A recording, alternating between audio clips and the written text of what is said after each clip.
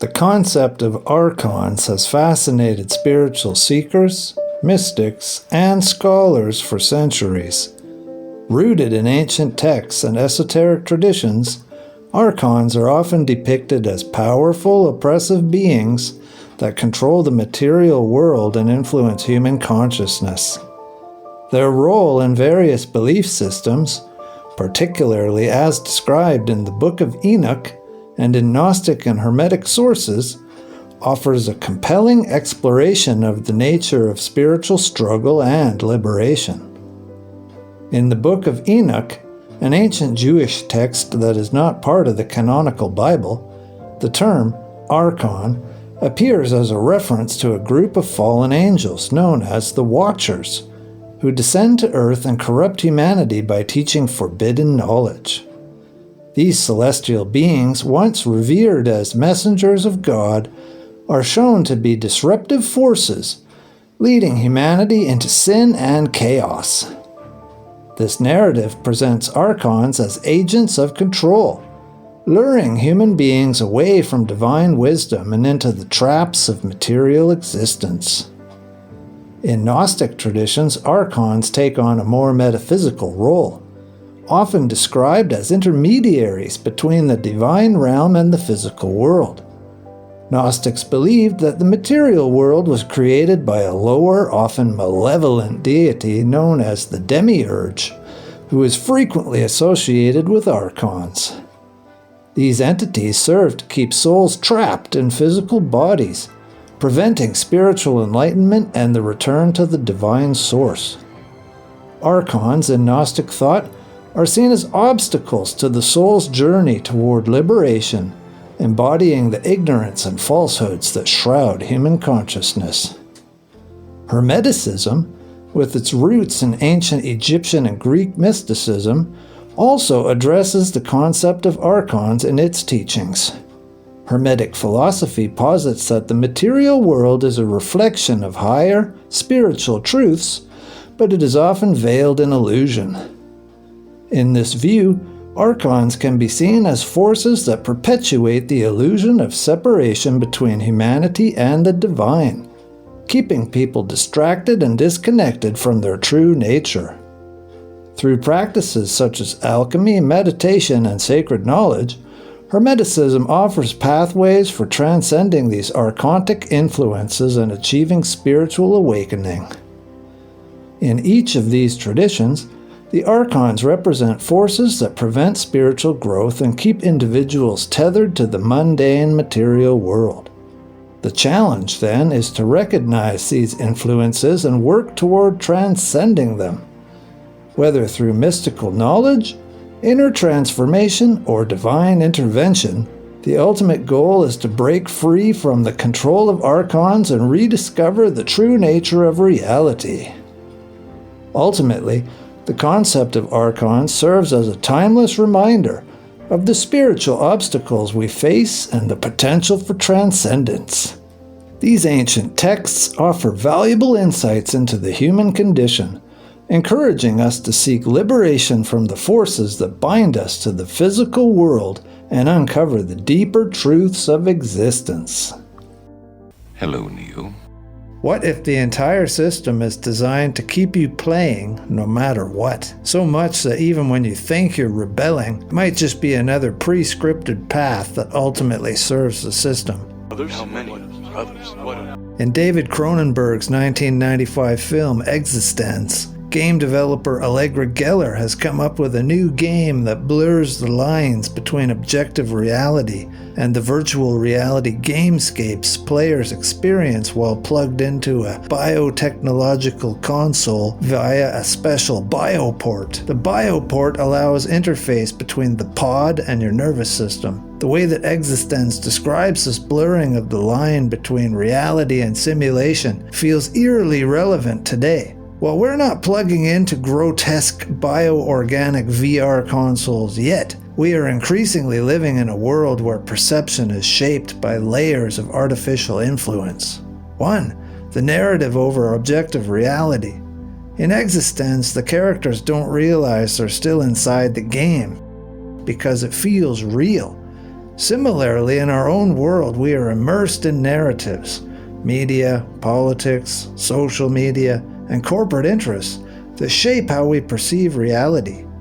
Through social media and algorithmic influence, platforms curate what we see, reinforcing certain viewpoints and distorting what's real. If your reality is mediated through a filter bubble, is it any less of a constructed experience than a game world? Through deepfakes and AI-generated content. The rise of AI-generated text, images, and even people makes it harder to distinguish truth from fiction. We are approaching a point where digital fabrication could outpace human ability to verify what's real, through misinformation and mass persuasion. Just like Existenz's characters struggle to determine whether they're in the game or not, modern society grapples with conflicting realities shaped by biased news, propaganda, and corporate storytelling. 2. Reality becoming more game-like.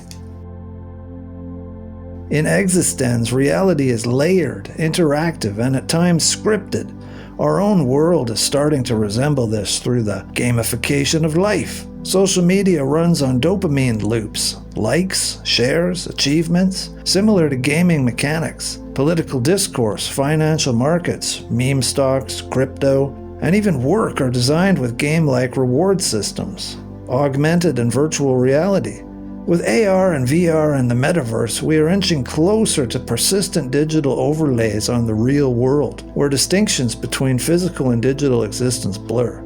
Synthetic environments. AI and simulation technologies allow for reality construction at unprecedented levels via deepfake influencers, AI-generated videos, and immersive digital realms, which could conceivably reshape how we experience day-to-day life. Moreover, films like Existenz and The Matrix play with the idea that if reality is indistinguishable from a simulation, how do we know what's real? Philosophers like Nick Bostrom argue that if technology keeps advancing, the probability that we're already in a simulation increases. 3. Further blurring the lines. Discoveries in quantum physics suggest that reality isn't as solid as we think. For example, particles behave differently when observed, hinting at a reality dependent on perception, kind of like a game engine rendering objects when the player looks at them. Additionally, when and or if AI eventually simulates consciousness, does that mean real and simulated minds could be indistinguishable? Will we all have to undergo regular Voight-Kampff tests a la Blade Runner? So, how close are we to sci-fi? Our perception of reality is already being shaped by artificial layers. As we strap on our Oculus Rift or other VR headwear, do we not integrate more fully with and eventually come to depend on AI, social media, and other digital environments? Even as we constantly crane our necks to peer zombie-like at the flashing screens in our hands, we may be prompting some evolutionary change. As we do so, the harder it becomes to separate reality from simulation. We may find ourselves in a situation not unlike Cypher in The Matrix, where he knows the stake is fake, but chooses to betray his fellow humans, seduced by the promise of being plugged back into a machine-projected simulation where he can once again enjoy the flavor of his steak, preferring the ignorance of accepting the sim and the flavor over the bitter struggle and cold gruel of the soul's return to source. Let us rejoice and be glad in that knowledge that we as knowers will not get tripped up by this question of if it feels real, does it matter? Since we remain immovable and resolute as we make our way back to the fullness, and we are not waylaid by the fake stakes of bondage and soul death. What is an etheric sight? How would you see the world around you? According to Ledbetter, we find among sensitive people all degrees of this kind of clairvoyance. But it must be remembered that what I am about to describe is the result of the full and perfectly controlled possession of the faculty only, and that most of the instances met with in real life will be likely to fall far short of it in one direction or another. The most striking change produced in the appearance of inanimate objects is that most of them become almost transparent. A person will be able to see through a brick wall. He therefore sees what is going on in an adjoining room almost as though no intervening wall existed. He can describe with accuracy the contents of a locked box. It is then asked whether under these circumstances a man sees always with this abnormal sight, or only when he wishes to do so. The answer is that if the faculty is perfectly developed, it will be entirely under his control, and he can use that or his more ordinary vision at will. He changes from one to the other as readily and naturally as we now change the focus of our eyes when we look up from our book to follow the motions of some object a mile away. It is, as it were, a focusing of consciousness on the one or other aspect of what is seen, and though the man would have quite clearly in his view the aspect upon which his attention was for the moment fixed, he would always be vaguely conscious of the other aspect too.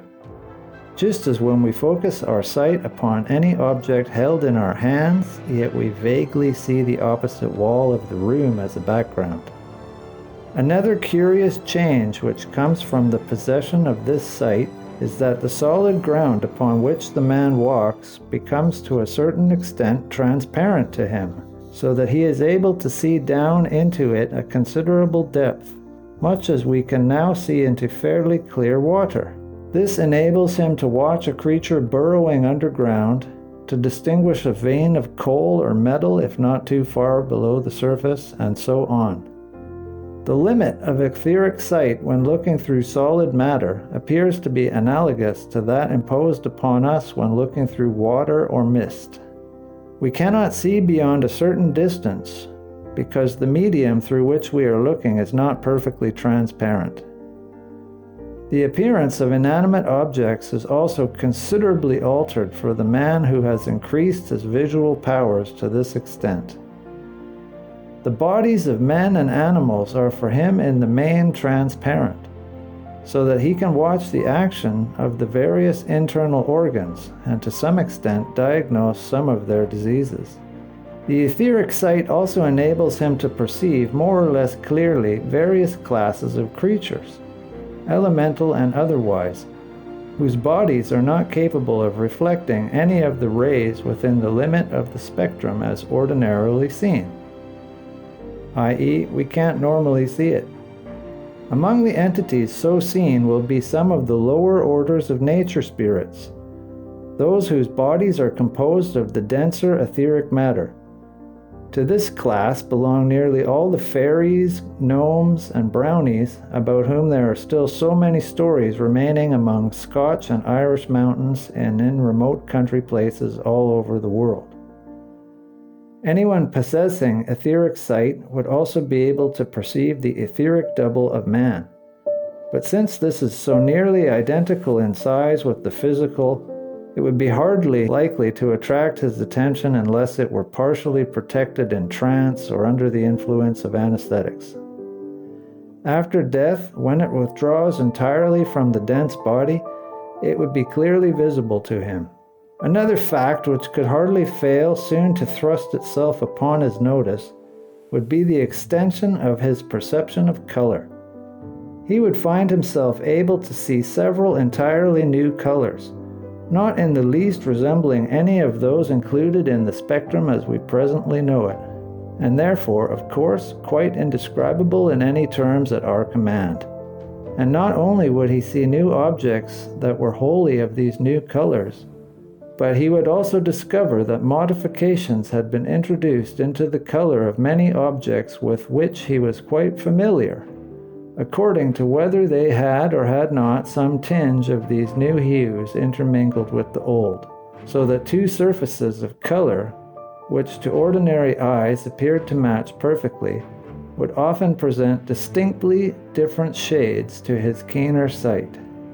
We have now touched upon some of the principal changes which would be introduced into a man's world when he gained etheric sight, and it must always be remembered that in most cases a corresponding change would at the same time be brought about in his other senses also, so that he would be capable of hearing, and perhaps even of feeling, more than most of those around him. Now, supposing that in addition to this he obtained the sight of the astral plane, what further changes would be observable? What matter of place is this unto which I have come? It hath no water, it hath no air. It is deep, unfathomable.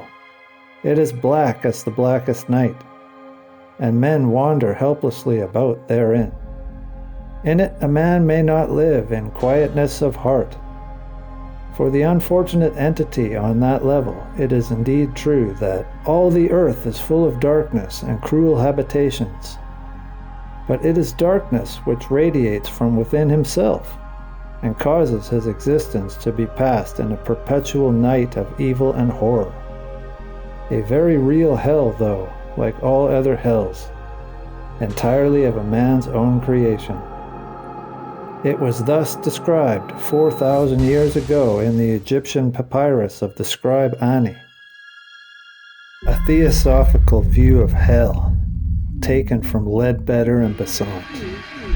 For the lowest subdivision of the astral plane, also this physical world of ours may be said to be the background, though what is seen is only a distorted and partial view of it, since all that is light and good and beautiful seems invisible. Most students find the investigation of this section an extremely unpleasant task, for there appears to be a sense of density and gross materiality about it which is indescribably loathsome to the liberated astral body, causing it the sense of pushing its way through some black, viscous fluid. The atmosphere of this place is gloomy, heavy, dreary, depressing to an inconceivable extent. It seems to reek with all the influences most inimical to good, as in truth it does, being caused by the persons whose evil passions have led them to this dreary place. The sickening atmosphere felt round such places comes largely from these earthbound astral entities, reeking with foul passions and unclean desires. For it must be remembered that the population, if that word may be allowed, of this lowest region consists of the very scum of humanity, murderers, ruffians, violent criminals of all types, drunkards, profligates, the vilest of mankind. None is here with consciousness awake to its surroundings, save those guilty of brutal crimes, or of deliberate persistent cruelty, or possessed by some vile appetite. The only persons who may be of a better general type, and yet for a while be held here, are suicides, men who have sought by self-murder to escape from the earthly penalties of crimes they had committed, and who have but worsened their position by the exchange. Not all suicides, be it understood, for self-murder is committed from many motives, but only such as are led up to by crime, and are then committed in order to avoid the consequences. All the desires and feelings at which we shudder find here the materials for their expression. It is, in fact, the lowest slum, with all the horrors veiled from physical sight, parading their naked hideousness. Bestial appetites shape the astral body into bestial forms, and repulsively human animal shapes are the appropriate clothing of brutalized human souls. Even in this world, a degraded and besotted ruffian molds his face into most repellent aspect, but people on earth do not generally recognize its ugliness, being astrally blind. Its repulsiveness is much increased by the fact that in the astral world, character expresses itself in form, and the man who is full of evil passions looks the whole of them. No man can be a hypocrite in the astral world, and cloak foul thoughts with the veil of virtuous seeming. Whatever a man is that he appears to be in outward form and semblance, radiant in beauty if his mind be noble, repulsive in hideousness if his nature be foul. It will readily be understood then how such teachers as the Buddha, to whose unerring vision all worlds lay open, should describe what was seen in these hells in vivid language and terrible imagery, that seems incredible to modern readers only because people forget that, once escaped from the heavy and unplastic matter of the physical world, all souls appear in their proper likenesses and look just like what they are. Executed murderers, furious with terror and passionate revengeful hatred, acting over again, as we have said, their crime and recreating mentally its terrible results, surround themselves with an atmosphere of savage thought forms, and attracted to anyone harboring revengeful and violent designs. Save for the gloomy surroundings and the loathsomeness of a man's associates, every man here is the immediate creator of his own miseries, unchanged except for the loss of the bodily veil. Men here show out their passions in all their native hideousness, their naked brutality, full of fierce, unsatiated appetites, seething with revenge, hatred, longings after physical indulgences which the loss of physical organs incapacitates them for enjoying. They roam, raging and ravening, through this gloomy region, crowding round all foul resorts on earth, round brothels and gin palaces, stimulating their occupants to deeds of shame and violence, seeking opportunity, ties to obsess them, and so to drive them into worse excesses. It is well once again to remember, ere quitting this dreary region, that we have no arbitrary punishments inflicted from outside, but only the inevitable working out of the causes set going by each person. During physical life, they yielded to the vilest impulses and drew into, built into, their astral bodies the materials which alone could vibrate in answer to those impulses. This self-built body becomes the prison house of the soul, and must fall into ruins ere the soul can escape from it. Sometimes a man may be seen constantly followed by his murdered victim, never to escape from his haunting presence, which hunts him with a dull persistency, try he ever so eagerly to escape. The murdered person, unless himself of a very base type, is wrapped in unconsciousness, and this very unconsciousness seems to add a new horror to its mechanical pursuit. As one man who had committed an assassination and had been executed for his crime was said by one of H.P. Blavatsky's teachers to be living through the scenes of the murder and the subsequent events over and over again, ever repeating his diabolical act and going through the terrors of his arrest and execution. As inevitably as a drunkard must live in his repulsive, soddened physical body here, so must he live in his equally repulsive astral body there. Further, we may cheer ourselves in contemplating these unhappy brothers of ours by remembering that their sufferings are but temporary, and are giving a much-needed lesson in the life of the soul. By the tremendous pressure of nature's disregarded laws, they are learning the existence of those laws, and the misery that accrues from ignoring them in life and conduct.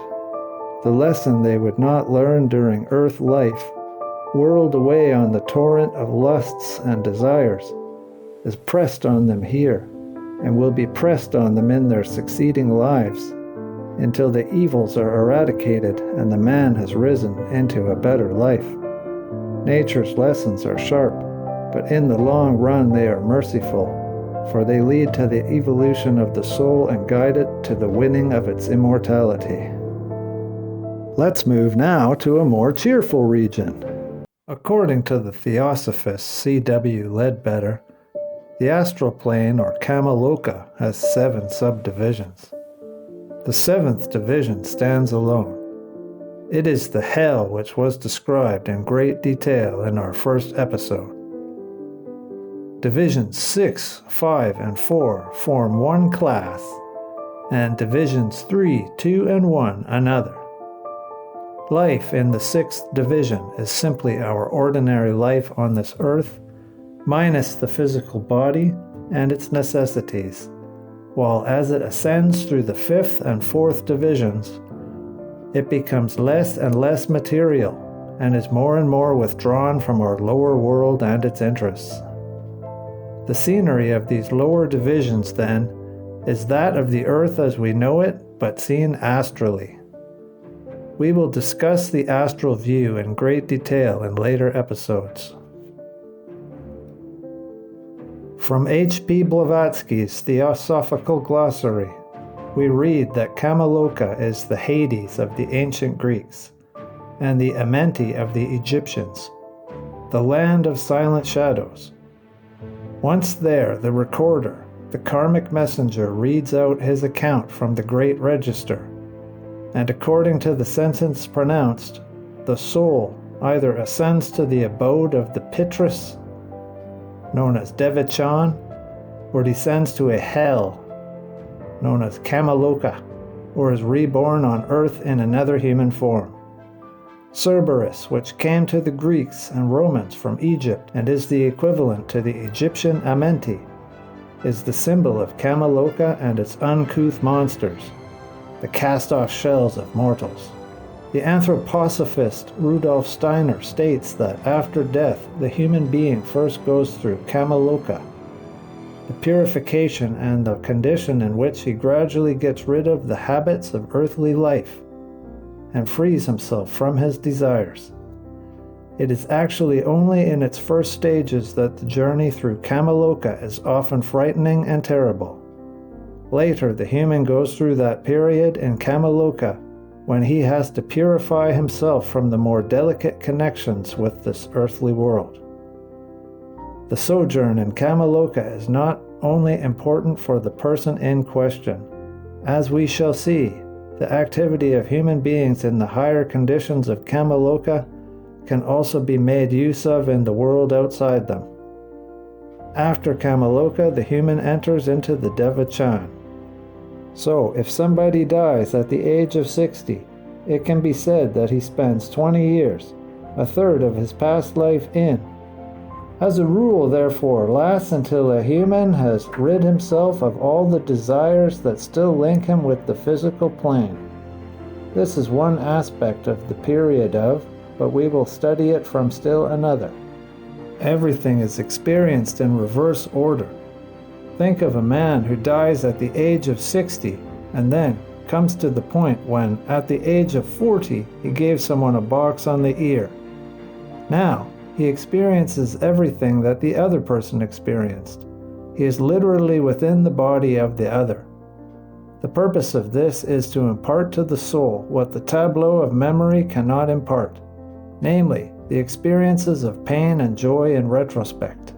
When this has been lived through, a kind of third corpse is discarded. Steiner expands his description of the soul's journey after death in his work At the Gates of Spiritual Science. From Chapter 3, Life of the Soul in Kamaloka, he writes, "How does a human spend the period between death and a new birth? To call death the elder brother of sleep is not unjustified, for between sleep and death there is a certain relationship, but even so there is a great decisive difference between them. Let us consider what happens to a man from the moment when he falls asleep to the moment when he wakes up. This stretch of time appears to us as a kind of unconsciousness. Only a few memories of the dream state, sometimes confused and sometimes fairly clear, emerge from it. If we want to understand sleep properly, we must recall the separate members of the human entity. We have seen that man consists of 7 members. 4 are fully developed, the 5th only partly so, and of the 6th and 7th only the seed and outline so far exist. Thus we have the physical body which we can perceive with our ordinary senses, the etheric body which permeates the physical body with a delicate luminosity, the astral body, the ego body or consciousness body. This ego body contains the spirit self or manas, partly developed, partly still in embryo, the life spirit or buddhi, and the spirit man or atma. These last two are present only as seeds. In the waking state, a man has the first four of these bodies around him in space. The etheric body extends a little beyond the physical body on all sides. The astral body extends about 2.5 times the length of the head beyond the physical body, surrounds it like a cloud, and fades away as you go from the head downwards. When a man falls asleep, the physical and etheric bodies remain on the bed, united as in the daytime. The astral body loosens its hold, and the astral body and ego body raise themselves out of the physical body. Now, since all perceptions, concepts, and so on are dependent on the astral body, which is now outside the physical body, man loses consciousness in sleep. For in this life he needs the physical brain as an instrument of consciousness. Without it, he cannot be conscious. What does the loosened astral body do during the night? A clairvoyant can see that it has a specific task. It does not, as some theosophists will tell you, merely hover above the physical body, inactive, like a passive image. It works continuously on the physical body. During the day, the physical body gets tired and used up, and the task of the astral body is to make good this weariness and exhaustion. It renovates the physical body and renews the forces which have been used up during the day. Hence comes the need for sleep, and hence also its refreshing, healing effect. The question of dreams we will deal with later. When a man dies, things are different. The etheric body then leaves him, as well as the astral body and ego. These three bodies rise away and for a time remain united. At the moment of death, the connection between the astral body and etheric body on the one hand, and with the physical body on the other, is broken, particularly in the region of the heart. A sort of light shines forth in the heart, and then the etheric body, the astral body, and the ego can be seen rising up from out of the head. The actual instant of death brings a remarkable experience. For a brief space of time, the man remembers all that has happened to him in the life just ended. His entire life appears before his soul in a moment, like a great tableau. Something like this can happen during life, in rare moments of great shock or anger. For instance, a man who is drowning or falling from a great height when death seems imminent may see his whole life before him in this way. A similar phenomenon is the peculiar tingling feeling we have when a limb goes to sleep.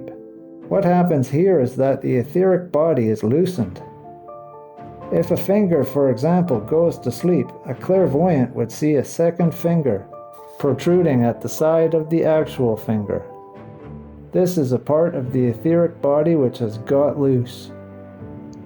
Herein also lies the danger of hypnotism, for the brain then has the same experience as the finger has when it goes to sleep. The clairvoyant can see the loosened etheric body hanging like a pair of bags or sacks on either side of the head. If the hypnotism is repeated, the etheric body will develop an inclination to get loose, and this can be very dangerous. The victims become dreamy, subject to fainting fits, lose their independence, and so on.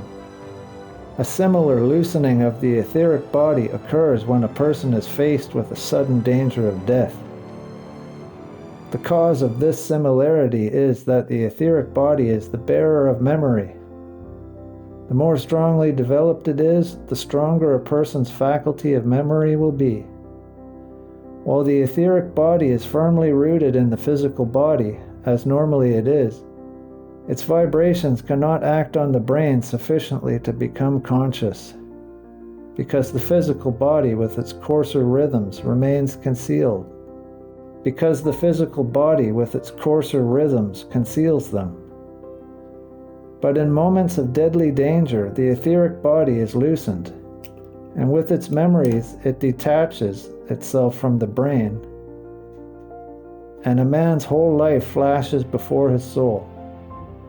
At such moments, everything that has been inscribed on the etheric body reappears. Hence also the recollection of the whole past life immediately after death. This lasts for some time until the etheric body separates from the astral body and the ego. With most people, the etheric body dissolves gradually into the world ether. With lowly, uneducated people, it dissolves slowly. With cultivated people, it dissolves quickly.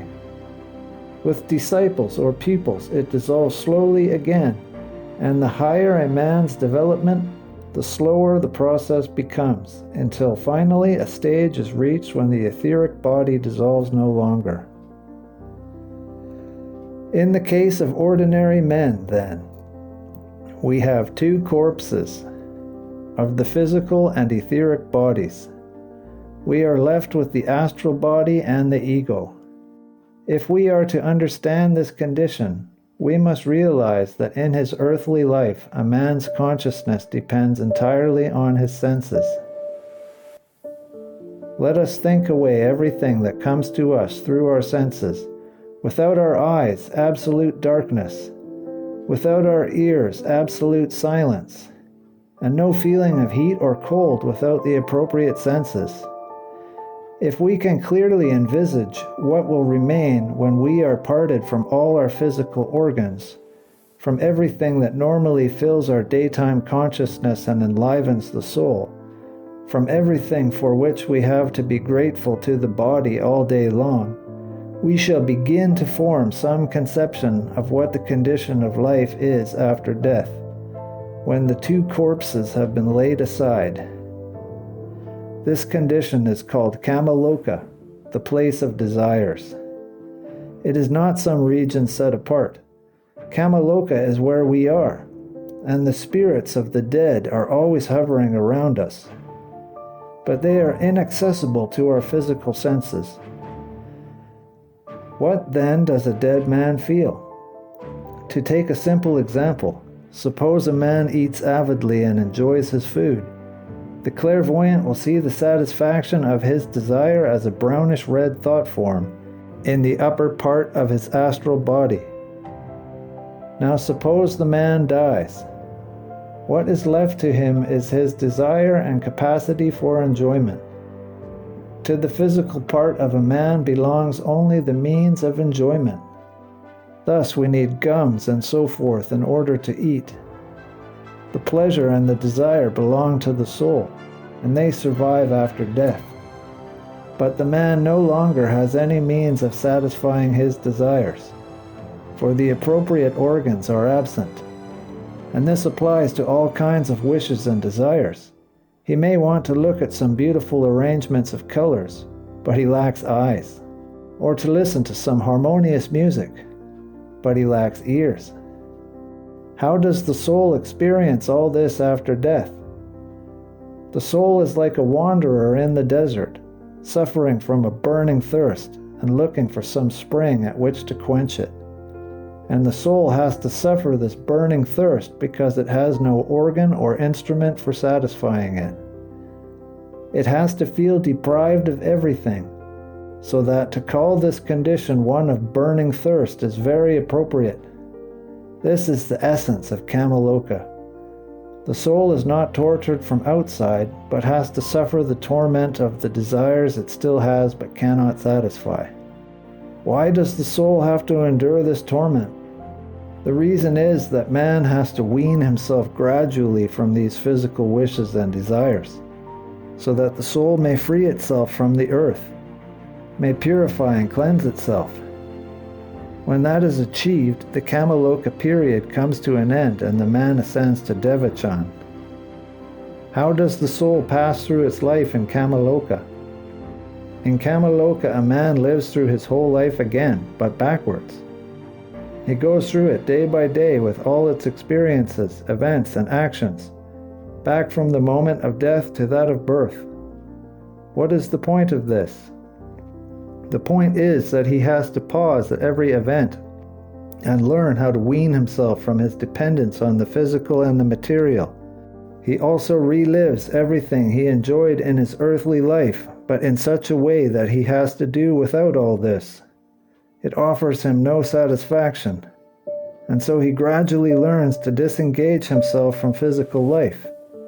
And when he has lived through his life right back to the day of his birth, he can, in the words of the Bible, enter into the kingdom of heaven. As Christ says, "Unless ye become as little children, ye cannot enter the kingdom of heaven." All the gospel sayings have a deep meaning, and we come to know their depth only by gradually entering into the divine wisdom. There are some particular moments in Kamaloka which must be singled out as specially important and instructive.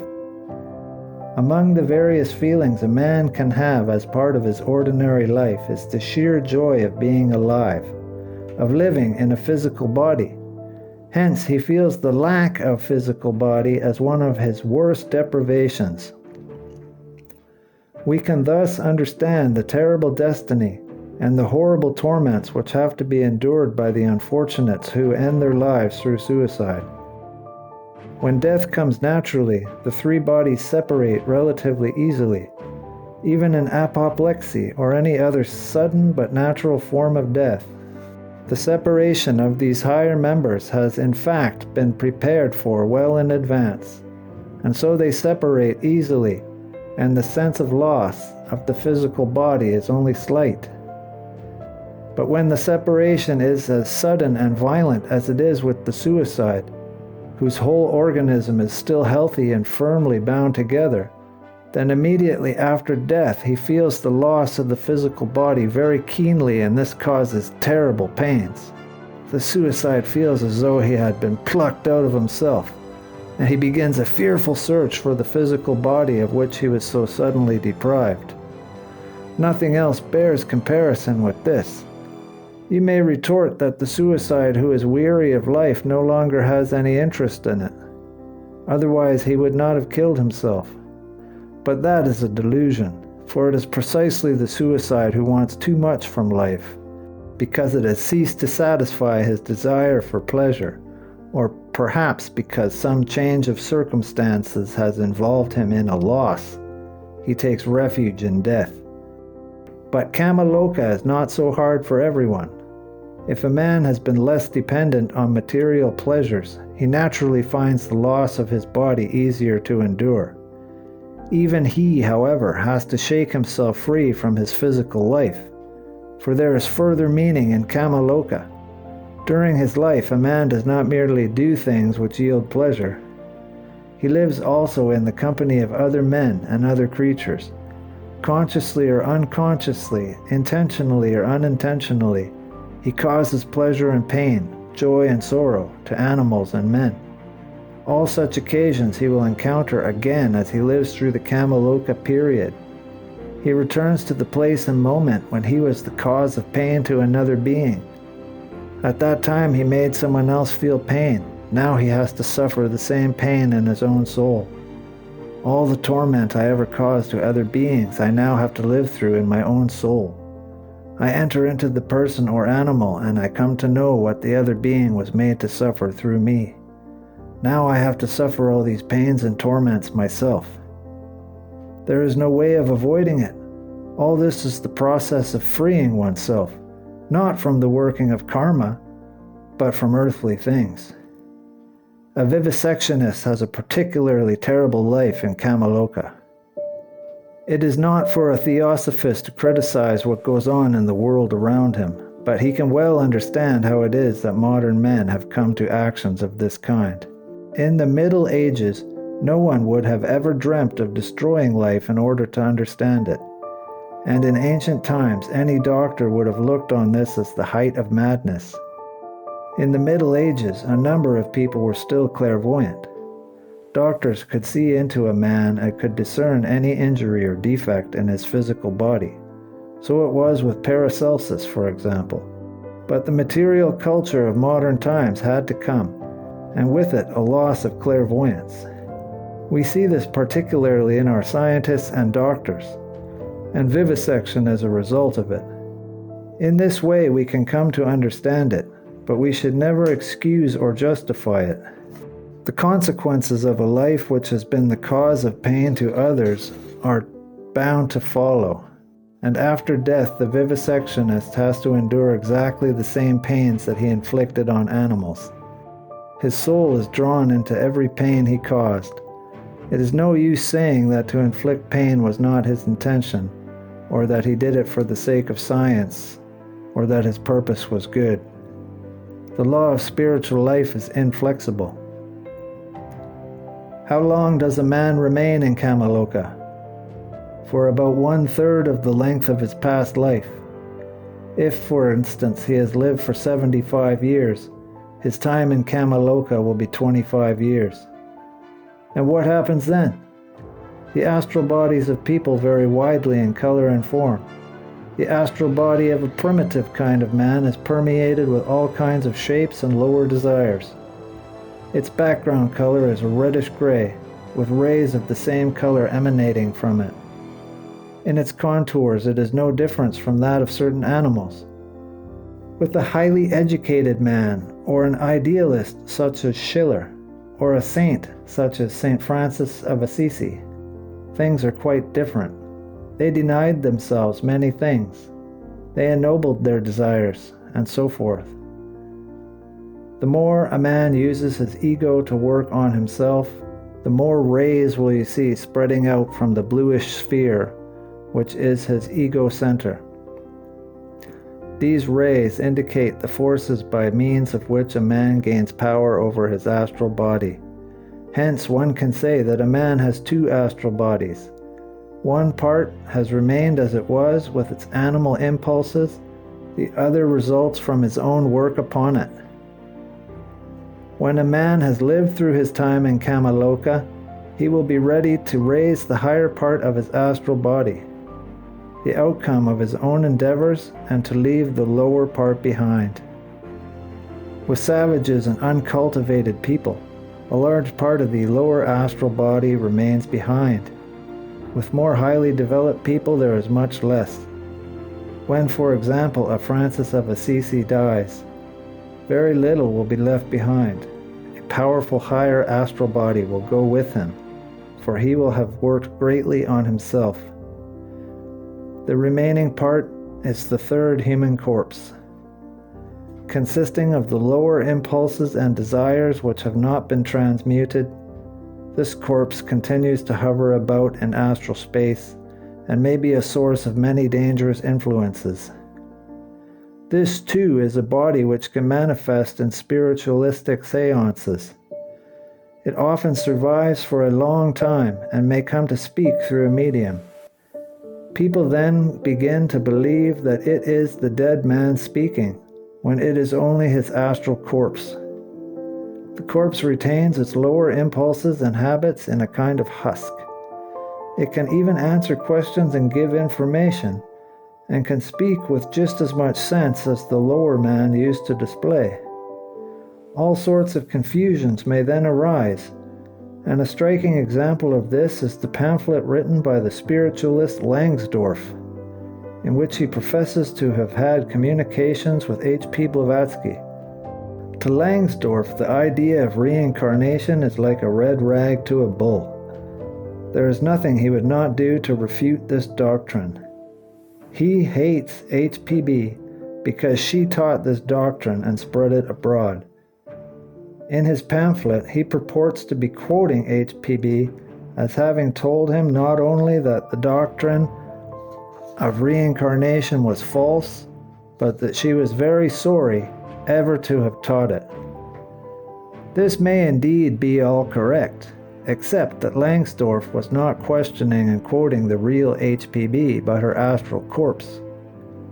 It is quite understandable that her lower astral body should answer in this way, if we remember that during her early period, in her Isis Unveiled, she really did reject and oppose the idea of reincarnation. She herself came to know better, but her error clung to her astral husk. This third corpse, the astral husk, gradually dissolves, and it is important that it should have dissolved completely before a man returns to a new incarnation. In most cases, this duly happens, but in exceptional cases, a man may reincarnate quickly, before his astral corpse has dissolved. He has difficulties to face if, when he is about to reincarnate, he finds his own astral corpse still in existence, containing everything that had remained imperfect in his former life.